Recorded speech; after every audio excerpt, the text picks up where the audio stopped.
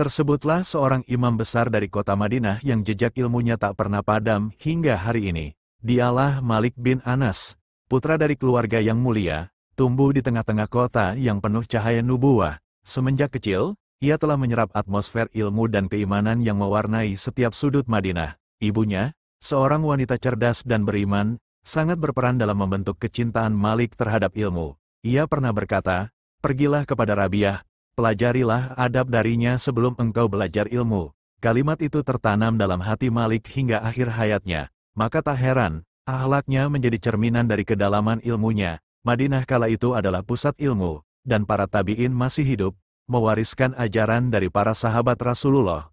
Malik muda duduk bersama mereka, mencatat, mendengarkan, dan menghafal. Di antara gurunya ada Nafi, murid langsung dari Abdullah bin Umar, dan Ibn Syihab Az-Zuhri, seorang perawi agung hadits. Di pangkuan para ulama inilah ilmu Malik tumbuh subur.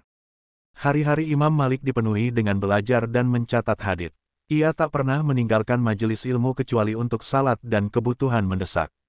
Semangatnya membara, namun ketekunannya lembut. Ia menyelami setiap kata yang diucapkan gurunya dengan hati-hati, tidak tergesa, dan penuh hormat.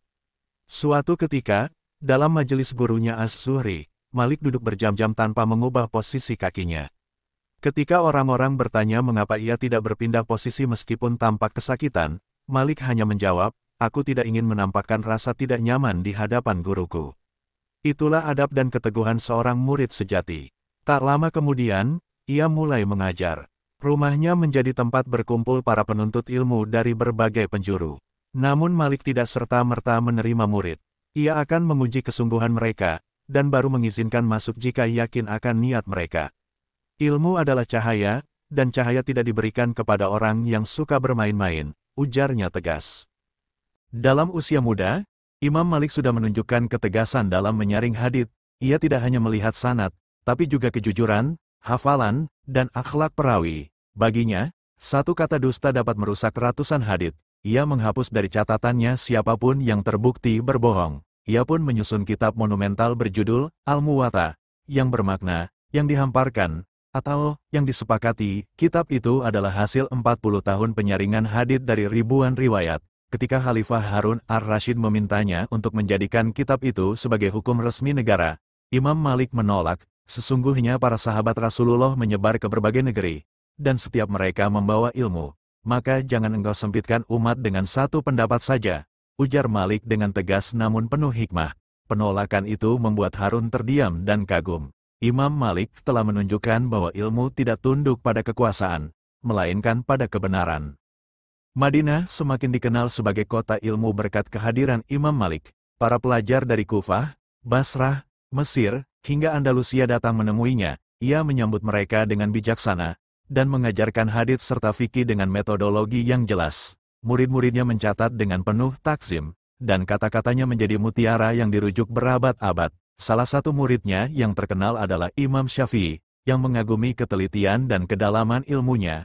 "Aku membaca kitab Al-Muwatta, dan seolah aku sedang berhadapan langsung dengan Malik," ujar Syafi'i suatu ketika. Malik tidak hanya mewariskan ilmu, tetapi juga cara berpikir dan etika ilmiah yang sangat tinggi.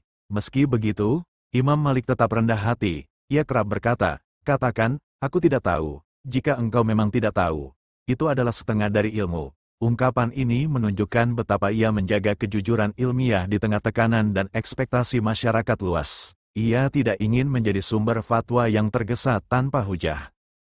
Pada suatu masa, Malik harus menghadapi tekanan politik yang sangat berat. Pemerintahan Bani Abbasiyah mencurigainya karena hubungan baiknya dengan para pemberontak dari keturunan Ali bin Abi Thalib. Malik dituduh mendukung pemberontakan secara diam-diam melalui fatwa-fatwanya yang dianggap membahayakan kekuasaan. Salah satu fatwanya yang terkenal adalah bahwa seseorang yang dipaksa untuk berbayat tidak sah bayatnya. Fatwa ini ditafsirkan oleh sebagian penguasa sebagai dukungan terselubung terhadap para penentang khalifah.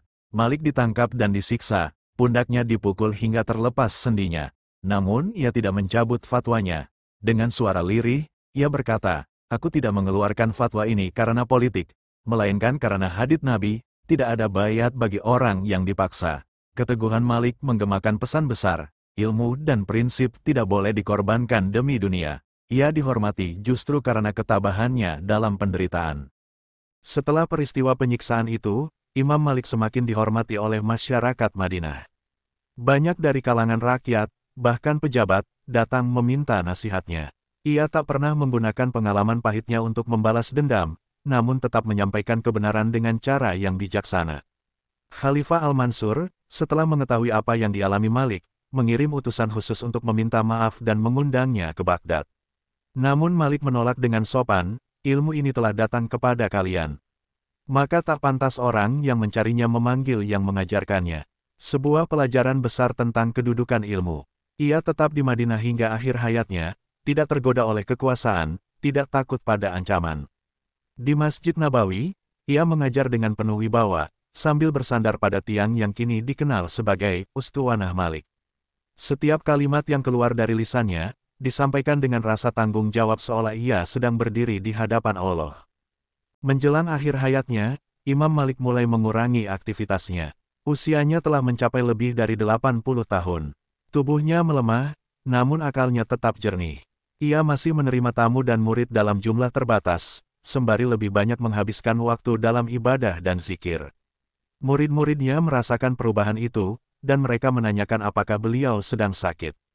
Malik menjawab, tubuhku lelah, namun jiwaku tenang. Aku hanya menanti panggilan dari Zat yang telah memberiku ilmu ini. Kata-kata itu menghentak hati para muridnya, mengingatkan mereka bahwa kehidupan ini adalah perjalanan menuju pertemuan dengan Allah. Pada suatu malam yang hening, Imam Malik dipanggil oleh Allah. Ia wafat pada tahun 179 H di Madinah Al-Munawwarah. Seluruh kota bersedih, dan para ulama, rakyat, hingga penguasa datang mengiringi jenazahnya. Ia dimakamkan di Baqi, dekat makam para sahabat Nabi. Meninggalkan dunia dengan kehormatan, dan meninggalkan ilmu yang terus mengalir hingga akhir zaman.